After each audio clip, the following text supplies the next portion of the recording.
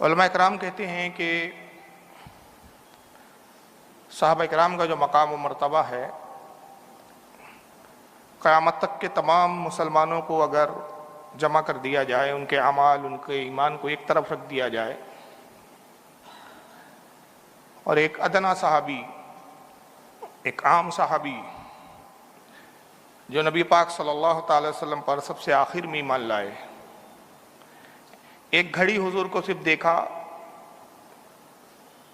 نہ نماز پڑھی، نہ روزہ رکھا، نہ حج کیا، نہ زکوٰۃ دی، کوئی عمل نہیں کیا، نبی پاک کا دیدار کیا اور اس کے بعد ان کا انتقال ہو گیا، قیامت تک کے تمام مسلمانوں سے افضل ہے۔ اس لیے کہ یہ عظمت نبی پاک صلی اللہ علیہ وسلم کی صحبت اور آپ کے دیدار کا نتیجہ ہے۔ نبی پاک صلی اللہ علیہ وسلم کا دیدار ہی اتنی بڑی چیز ہے، اتنی بڑی شے ہے کہ جس کو یہ میسر ہو جائے، جس کو یہ عطا ہو جائے، وہ دنیا جہاں کے مسلمانوں سے افضل ہو جاتا ہے۔ بہت سارے لوگوں کے ذہن میں خیال آتا ہے، بہت پہلے، دوسروں کی کیا بات کروں، میں اپنی بات کروں، کبھی کبھی میں یہ سوچتا تھا جب یہ تاریخ واقعات پڑھتا تھا، کتابیں پڑھتا تھا، تو خیال آتا تھا کہ کاش ہم بھی رسول کے زمانے میں پیدا ہوتے۔ اس لیے خیال نہیں آتا کہ ہم صحابی ہوتے، اتنی اوقات نہیں ہے سوچنے کی ہماری، صرف اس لیے کہ یار کتنا بیہودہ زمانہ ہے، کتنا عجیب زمانہ ہے، ہر طرف دیکھو گناہوں کی کثرت، خرافاتیں، بدعقیدگیاں، کتنا بہترین، کتنا اچھا زمانہ تھا وہ، کاش ہم حضور کے زمانے میں پیدا ہوتے، سرکار کی زیارت کرتے۔ جب ایک حدیث پاک پہ نظر پڑی تو سمجھ میں آیا کہ یہ خواہش ہماری عجیب و غریب ہے، اس کی کوئی حیثیت نہیں ہے، کوئی اہمیت نہیں ہے۔ ضمناً میں مفہوم بتا رہا ہوں اس حدیث کا کہ آقا فرماتے ہیں کہ اللہ تعالیٰ نے میرے لیے میرے صحابہ کو چن لیا، یعنی یہ بھی اللہ نے ہی ارادہ فرمایا، اسی نے طے فرمایا کہ حضور کا صحابی بھی کون ہوں گا۔ آقا کہتے ہیں اللہ نے میرے لیے انصار کو چنا، میرے مددگاروں کو چنا، میرے صحابہ کو چنا، حتیٰ کہ میرے رشتہ دار کو بھی اللہ نے چنا ہے۔ جتنا انتخاب ہوا کہ کون صحابی کے شرف سے مشرف ہوں گا، کون میرے ساتھ رہیں گا، کون میری مدد کرے گا، یہ سب مشیت الہی کے تحت تھا۔ اس میں کسی کی خواہش کا دخل ہی نہیں ہے، مرضی الہی ہے کہ جس کو چاہا، جس پہ فضل فرمایا، نبی کے زمانے میں پیدا کیا، نبی کے زمانے میں پیدا کرنے کے ساتھ ساتھ دیدار مصطفیٰ سے ان کو مستفیض کیا، اور نہ صرف دیدار مصطفیٰ سے بلکہ ایمان دے کر ایمان پر خاتمہ بھی ہو گیا۔ اور تمام صحابہ کے تعلق سے پھر مجموعی طور پر ارشاد ہوا اللہ تعالیٰ نے کہ چونکہ ہم نے ان کا انتخاب کیا، ہم نے ان کو چنا، تو جس کو ہم چن لیتے ہیں وہ کامیاب ہے۔ تو چنانچہ قرآن عظیم کے 27واں پارہ سورہ حدید آیت 10 میں رب ارشاد فرماتا ہے وَقُلْنَا وَعَدَ اللَّهُ الْحُسْنَى، ہم نے اللہ کے نبی کے، اپنے رسول کے تمام صحابہ سے جنت کا وعدہ فرما لیا ہے۔ ان سے ہم نے وعدہ کر لیا ہے کہ تمہارا انجام، تمہارا اختتام صرف جنت ہے۔ وَاللَّهُ بِمَا تَعْمَلُونَ خَبِيرٌ، اور اللہ خوب جانتا ہے جو یہ کرنے والے ہیں۔ تو آیت کریمہ سے بھی صحابہ کا جنتی ہونا ثابت ہے کہ ہر صحابی نبی جنتی ہے۔ ان کے آپسی معاملات جو بھی رہے ہو، ان کے آپسی مشاجرات جو بھی رہے ہو، ان کے آپسی اختلافات جو بھی رہے ہو، ان کے آپسی اختلاف ہے، وہ ان کے آپسی اختلاف ہے، ان کے نبی سے اختلاف نہیں ہے، ان کا رسول سے اختلاف نہیں ہے، ان کا اللہ سے اختلاف نہیں ہے۔ تو اللہ فرماتا ہے کہ یہ چونکہ انسان ہے، معصوم نہیں ہے، تو کچھ چیزوں پر اختلافات ان کے درمیان ہو سکتے ہیں، ہم جانتے ہیں کہ کیا کرنے والے ہیں، ہمیں پتہ ہے۔ تو یہ کچھ بھی کریں، لیکن یہ شرف ہم نے دیا ہے کہ اپنے نبی کے زمانے میں پیدا کیا، اپنے نبی کا دیدار عطا کیا، اپنے نبی پہ ایمان لانے کی توفیق عطا کی، اور اپنے نبی کا مددگار ان کو بنایا۔ تو وہ قُلْ لَهُ وَعَدَ اللَّهُ الْحُسْنَى، ہم نے ان سے بھلائی کا اور جنت کا وعدہ کر لیا ہے۔ ہر صحابی جنتی ہے، شرط صرف ایمان پر خاتمہ ہے۔ یہی وجہ ہے کہ ہم اہل سنت و جماعت یہ نعرہ بھی لگاتے ہیں اور یہ عقیدہ بھی رکھتے ہیں کہ ہر صحابی نبی جنتی جنتی۔ اور یہ کوئی جذباتی نعرہ نہیں ہے، میں نے بھی قرآن کی آیت پیش کی، اب آئیے ذرا حدیث رسول سے بھی دیکھ لیں آپ۔ چنانچہ حدیث پاک ہے جابر ابن عبداللہ رضی اللہ تعالیٰ عنہ قال سمعت رسول اللہ صلی اللہ علیہ وسلم یقول، حضرت جابر بن عبداللہ رضی اللہ تعالیٰ عنہ روایت کرتے کہتے کہ میں نے اللہ کے نبی کو کہتے ہوئے سنا کہ میرے آقا نے ارشاد فرمایا لا تمس النار مسلما رعانی اور من رعانی۔ آقا کہتے ہیں کہ اے لوگوں، جس نے مجھے دیکھا یا میرے دیکھنے والے کو دیکھا وہ جہنم میں نہیں جائیں گا۔ دو دور تک کی جو ہے آقا صلی اللہ علیہ وسلم نے گارنٹی لے لی ہے، جس نے مجھے دیکھا وہ بھی جہنم میں نہیں جائیں گا، جنت میں جائیں گا۔ اور میرے دیکھنے والے کی عظمت کتنی ہے، جس نے مجھے دیکھا کوئی اسے دیکھ لے وہ بھی جنت میں جائیں گا، وہ بھی جہنم میں نہیں جائیں گا۔ یعنی دوسرے لفظوں میں جتنے تابعین ہیں وہ بھی جنت میں جائیں گے۔ اور ایک دوسرے مقام پہ فرمایا کہ سب سے بہتر میرا زمانہ ہے، پھر میرے بعد والا زمانہ ہے، پھر اس کے بعد والا زمانہ ہے۔ خیر القرون کہا گیا اس زمانے کو، میرا زمانہ جس میں میں ہوں، پھر میرے بعد والا زمانہ جس میں میرے صحابہ ہوں گے، پھر اس کے بعد والا زمانہ جو اس میں صحابہ کو دیکھنے والے تابعین ہوں گے۔ سنی مسلمانوں، آپ کو اور ہمیں رشک کرنا چاہیے کہ ہمیں صحابہ ملے تو جنتی ملے، اور ہمیں امام بھی ملا، امام اعظم ابو حنیفہ تو تابعی ہیں، وہ بھی جنتی ہے۔ 6 صحابہ کی زیارت کی امام اعظم ابو حنیفہ نے، بعض نے کہا کہ 14 صحابہ کو دیکھا، بعض نے 13 کی تک روایت کی ہے۔ تو ہر صحابی نبی جنتی ہے۔ امام ترمذی نے اس کو لکھا ہے سنن الترمذی میں، اور یہ صحیح الاسناد حدیث ہے، حدیث نمبر 3858۔ امام بخاری لائے ہیں اس کو التاریخ الکبیر کے اندر اپنی کتاب جلد 347 حدیث نمبر 3082۔ امام دارمی نے لکھا ہے مسند الفردوس جلد 5 صفحہ 116 حدیث نمبر 7659۔ خطیب تبریزی نے مشکات المصابیح، جس کو مشکات شریف کہا جاتا ہے، جلد نمبر 4 صفحہ 476 حدیث نمبر 6013۔ امام المتقی ہندی نے کنز العمال جلد 11 صفحہ 531 حدیث نمبر 32480۔ تو قرآن سے بھی ثابت کہ ہر صحابی نبی جنتی، حدیث سے بھی ثابت کہ ہر صحابی نبی جنتی، مگر اس زمانے میں قرآن سے نابلد، حدیثوں سے ناواقف جہلہ کی ایک جماعت پیدا ہو گئی، جو ساری انرجی اس بات پہ لگا رہی ہے کہ نہیں فلاں صحابی کا فلاں سے جھگڑا ہوا تھا، فلاں نے علی سے لڑا تھا، فلاں نے صاحب امام حسن سے لڑا تھا، فلاں نے اس سے لڑا تھا، یہ جنتی ہے، یہ جہنمی ہے۔ جیسے ان کے باپ کو سرٹیفکیٹ دیا گیا کہ تم جنت اور جہنم کے سرٹیفکیٹ بانٹتے پھرو، جن کے خود کے ٹھکانے نہیں، جن کے خود حسب و نسب کے پتے نہیں۔ ایسے ٹھیکیدار پیدا ہو گئے جو ساری انرجی اس پہ لگا رہے ہیں اور قوم کو گمراہ کر رہے ہیں، خود تو گمراہ ہو چکے، ہمارے نوجوانوں کو، ہماری قوم کو گمراہ کر رہے ہیں۔ صحابہ پہ تنقید، صحابہ پر نعوذ باللہ من ذالک الزامات، اتہام، تہمتیں، صحابہ کی تذلیل، جن کی اوقات یہ ہے کہ سورہ فاتحہ بھی ڈھنگ سے پڑھنا نہیں آتی، وہ صحابہ پہ تنقید کرتے ہیں۔ کیا نبی کو نہیں معلوم تھا میرے صحابہ میں اختلاف ہوں گا؟ کیا خیال ہے آپ کا؟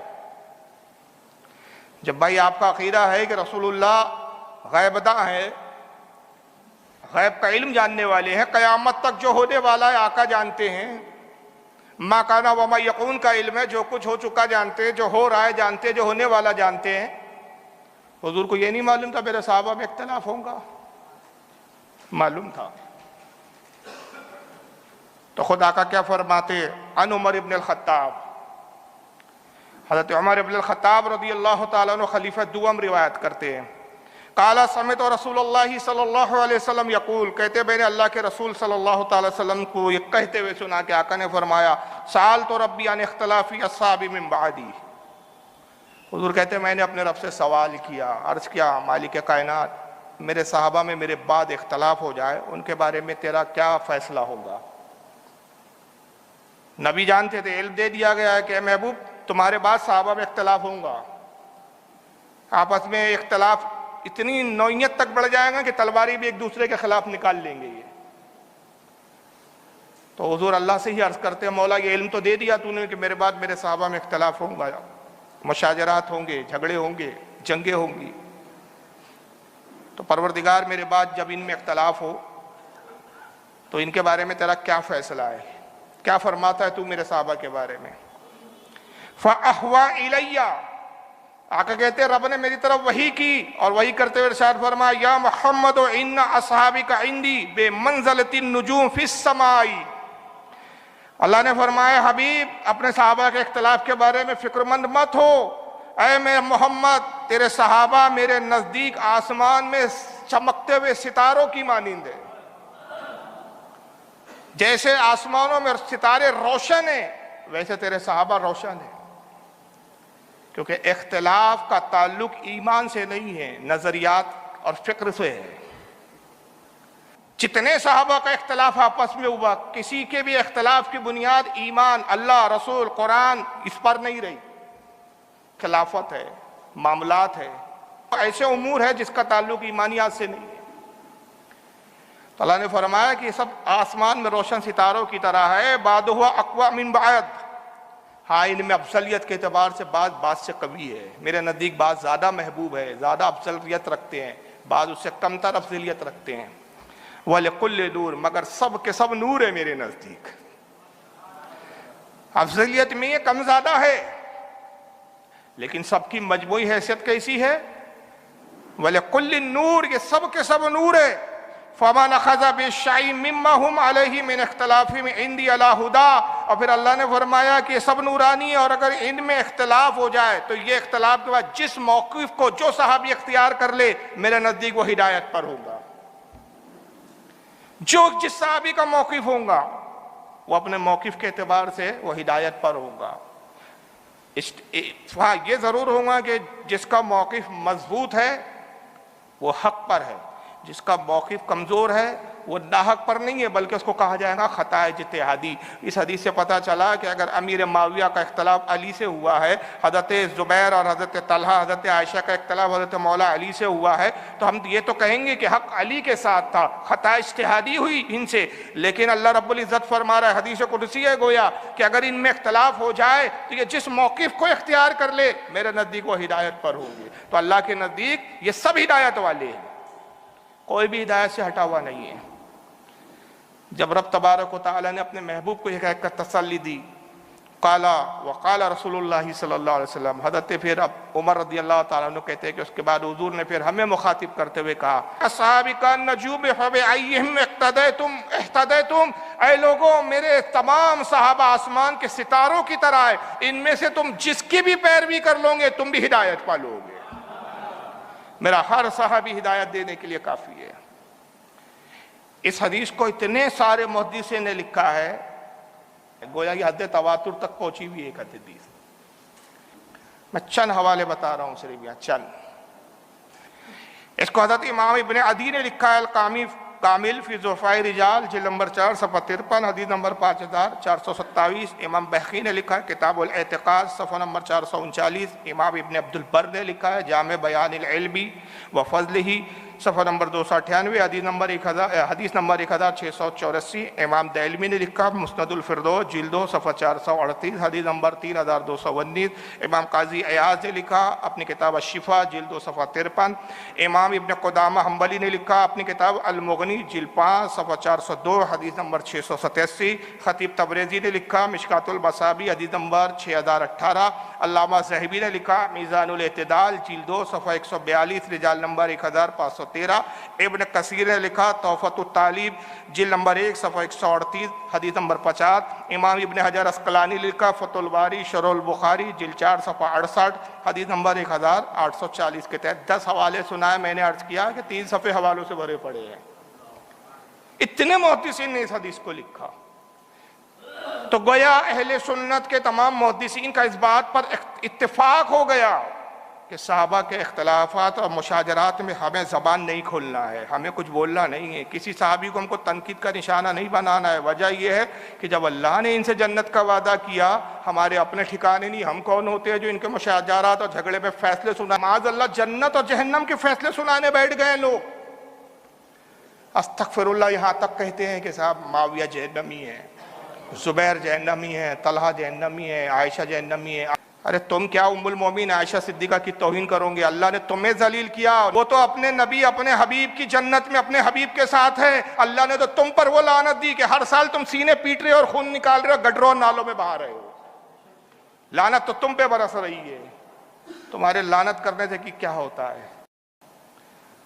اور ان جاہلوں کی پیروی کرنے ہمارے ایک مولائی فرقے کے لوگ نکلے ہیں۔ بریلیوں کا رد کرنے کے لیے تیار ہے، لیکن شیعوں کا رد کرنے کی جرأت اور ہمت نہیں ہے ان میں۔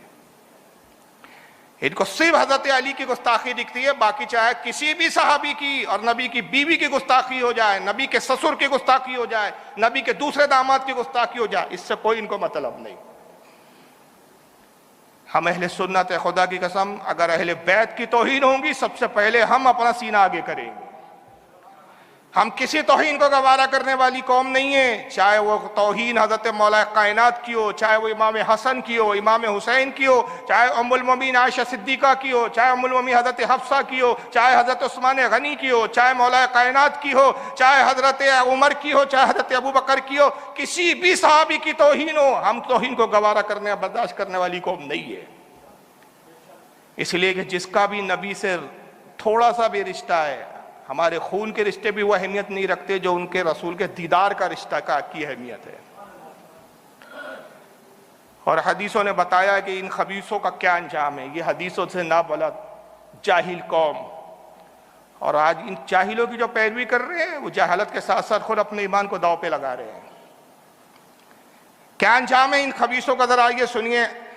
ان اویم ابن سعادہ رضی اللہ تعالیٰ عنہ رسول اللہ صلی اللہ علیہ وسلم قال، حضرت اویم بن سعادہ صحابی رسول ہے، وہ روایت کرتے ہیں، کہتے ہیں میں نے رسول اللہ صلی اللہ علیہ وسلم کو یہ بیان کرتے ہوئے سنا، ان اللہ تبارک و تعالیٰ اخترانی واخترالی اصحابہ۔ وہی حدیث جو میں نے پہلے زبانی کہا تھا متن کے ساتھ۔ آقا فرماتے بے شک اللہ نے پہلے مجھے چنا۔ کس کام کے لیے چنا؟ نبوت کے لیے، کہ تمام نبیوں کا مجھے سردار بنا دیا۔ سب سے پہلے اللہ نے مجھے چنا، پھر فرمایا اخترانی واخترالی اصحابہ، اور پھر اللہ نے میرے لیے میرے صحابہ کو چنا۔ پھر آگے فرماتے فجعلی بن عزورا، اور اللہ نے بھی میرے وزیر چنے۔ حضور کے وزیر کون ہیں؟ حضرت ابو بکر صدیق، حضرت عمر۔ آقا کی دوسری حدیث ہے زمین پر 2 وزیر ہیں میرے، آسمان میں 2 وزیر ہیں۔ آسمان کے وزیر جبریل اور میکائیل ہے، اور زمین کے وزیر ابو بکر اور عمر ہے۔ میرے لیے وزیر چنے، وہ انصارا میرے مددگار صحابہ چنے، واسحارا اور میرے رشتہ دار سسرالی رشتہ دار چنے۔ میرا سسرال کون ہوگا، میرا سسر کون بنے گا، میری بیوی کون بنے گی؟ آقا کہتے ہیں میں نے نہیں چنا، یہ پروردگار نے چنا ہے۔ تو حضرت عائشہ ہو چاہے حضرت حفصہ ہو، تو یہ نبی کا چناؤ نہیں ہے، یہ رب کائنات کا چناؤ ہے۔ ابو بکر سسر بنے، یہ ابو بکر کا فیصلہ نہیں ہے، یہ رسول کا فیصلہ نہیں ہے، یہ رب کائنات کا فیصلہ ہے۔ آقا فرماتے واسحارا، پروردگار نے میرے سسرالی رشتہ دار میرے لیے چنے۔ فمن صبہم فعلیہ لعنۃ اللہ والملائکۃ والناس اجمعین، اور بس ان میں جسے کسی پر کسی نے لعن طعن کیا، اگر میرے صحابہ پہ لعن طعن کیا، میرے صحابہ کو برا کہا، میرے سسرال والوں کو برا کہا، اور یا میرے انصار صحابہ کو اس نے برا کیا، آقا فرماتے بس اس پر اللہ کی لعنت، فرشتوں کی لعنت، تمام زمین والوں کی لعنت۔ اب سینہ پیٹتے ہوئے دیکھو تو سمجھ لو کتنوں کی لعنت ہے جو ان کو سینہ پٹوا رہی ہے۔ اس لیے میں اکثر جملہ کہتا ہوں کہ جس دل میں محبت ابو بکر و عمر نہ ہو، وہ دل، وہ سینے، وہ کلیجے اسی لائق ہیں کہ پیٹے جائیں اور کوٹے جائیں، اسی لائق ہے۔ تو آقا کہتے ہیں کہ اللہ کی لعنت ان پر، فرشتوں کی لعنت، دنیا کے تمام انسانوں کی لعنت۔ لا يقبل منہ یوم القیامت صرف ولا عدل۔ آقا کہتے ہیں اللہ تعالیٰ بروز قیامت نہ ان کا فرض قبول کرے گا، نہ ان کا نفلی کوئی کام قبول کرے گا، 0 سناٹا۔ یہ سوچ رہے ہیں کہ سینے پیٹنے سے، کالے کپڑے پہننے سے، تعزیہ نکالنے سے، علاوے میں پوج جانے سے ہم محب اہل بیت بن جائیں گے، اہل بیت ہمارے بڑے کام آئیں گے۔ سب سے پہلے اہل بیت ان کو دھتکاریں گے اور جوتے لگائیں گے، سب سے پہلے اہل بیت کی ان کے اوپر لعنتیں پڑیں گی، اس لیے کہ ان کے آپ سے رشتہ دار ہے۔ بھائی رشتہ داری آدمی کہاں کرتا ہے، مجھے ذرا بتاؤ۔ صرف ایک بیان اس پہ کرنے کی ضرورت ہے، اور وہ بھی اس کے لیے 3 گھنٹے چاہیے کہ صحابہ اور رسول اور اہل بیت میں آپسی کیا رشتہ داری آتی ہے۔ یہ رشتہ داریاں بتاتی ہے، رشتہ داری آدمی وہاں کرتا ہے جہاں محبت کے تعلقات ہوتے ہیں۔ مجھے بتاؤ آپ رشتہ داری کہاں کرتے ہیں؟ رشتہ داری کے لیے کتنا دیکھتا ہے آدمی، ڈھونڈتا ہے، لڑکی دیکھتا ہے، لڑکی کے گھر والے دیکھتا ہے، لڑکی کا ماموں چچا سارا بیک گراؤنڈ دیکھتا ہے، لڑکی والے لڑکے کا بیک گراؤنڈ دیکھتے ہیں کہ اٹھائے سٹھائے کسی کو بھی آپ اپنی بہن اپنی بیٹی حوالے کر دیتے ہو۔ رشتہ داری میں دیکھا جاتا ہے نا۔ تو صاف طور پہ آقا نے فرمایا کہ اللہ نے پہلے مجھے چنا نبوت کے لیے، میرے صحابہ کو چنا، میرے مددگار انصار صحابہ کو چنا، میرے سسرالی رشتہ داروں کو چنا۔ بس ان میں سے کسی پر کسی نے اگر شب و شتم کیا، لعن طعن کیا، گالی دی، برا کہا، فعلیہ لعنت اللہ، اس پر اللہ کی لعنت، والملائکۃ، فرشتوں کی لعنت، والناس اجمعین، تمام انسانوں کی لعنت، لا یقبل منہ یوم القیامت صرف ولا عدل، اللہ تعالیٰ قیامت میں نہ اس کا کوئی فرض قبول کرے گا نہ اس کا کوئی نفل قبول کرے گا، زیرو۔ اور اس حدیث کو بہت لوگوں نے لکھا، جیسے امام حاکم لائے ہیں المستدرک کے اندر، جلد 3 صفحہ 732، حدیث نمبر 6656۔ امام طبرانی نے لکھا المعجم الکبیر جلد 17 صفحہ نمبر 140، حدیث نمبر 349۔ امام ابن ابی عاصم نے کتاب السنہ جلد 2 صفحہ 483، حدیث نمبر 1000۔ امام حیثمی نے لایا ہے مجموع الزوائد جلد 9 صفحہ 738، حدیث نمبر 16391۔ امام سیوطی نے لکھا ہے الجامع القبیر جلد نمبر 2 صفحہ 130، حدیث نمبر 4637۔ امام المتقی ہندی نے کنز العمال جلد 11 صفحہ 529، حدیث نمبر 32466 پہ لکھا۔ اور یہ ایک حدیث اور سن لیں، یہ اہل سنت کے لیے بشارت والی حدیث ہے۔ پہلے ایک حدیث کیا آئی، اللہ کی لعنت ان پر جو صحابہ سے دشمنی رکھے، برا کرے، اور اہل سنت کے لیے کیا بشارت ہے۔ انس بن مالک رضی اللہ تعالیٰ، انس بن مالک کہتے ہیں قال رسول اللہ صلی اللہ علیہ وسلم، اللہ کے رسول صلی اللہ علیہ وسلم نے ارشاد فرمایا، اذا اراد اللہ برجل من امتی خیرا القیا حب اصحابی فی قلبہ، آقا فرماتے ہیں کہ اے لوگو، جس سے اللہ میری امت میں جس شخص سے بھلائی چاہتا ہے اس کے دل میں میرے صحابہ کی محبت کو پیدا فرما دیتا ہے۔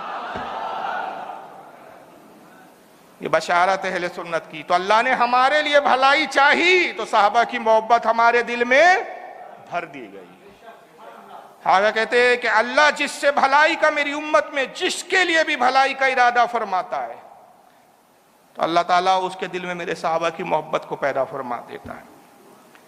تو اس پر ہمیں رشک کرنا چاہیے کہ الحمدللہ ہم اہل سنت و جماعت پر، اسی کو اعلیٰ حضرت نے کہا اہل سنت کا بیڑا پار ہے، اصحاب حضور نجم ہے اور ناؤ ہے عطرت رسول اللہ۔ اس حدیث کو جو میں نے ابھی تلاوت کی، المتقی ہندی نے لکھا کنز العمال جلد 11 صفحہ 532، حدیث نمبر 32482۔